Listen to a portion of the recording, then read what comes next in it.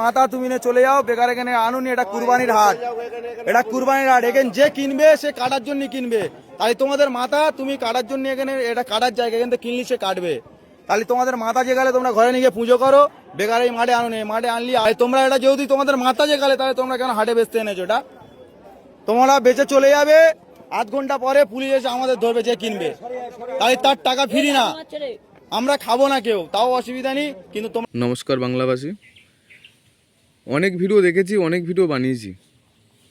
ভেবেছিলাম যে অন্তত এই যে হিন্দুগুলো যারা গরু ব্যবসা করছে, এরা অন্তত বাড়ির ওপর থেকে যা বলছে হাটে আসবে না।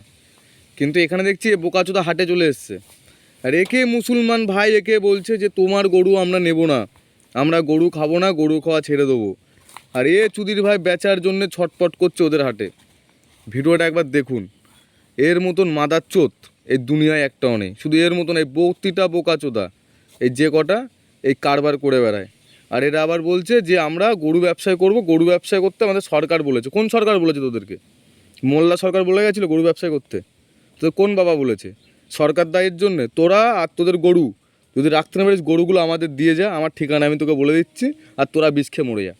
যদি বিষ কেনার টাকা না থাকে আমাকে বল, তোদের আমি টাকা দিচ্ছি, যা লাগে তোদের দিচ্ছি, তোরা সব একবারে মরে যা।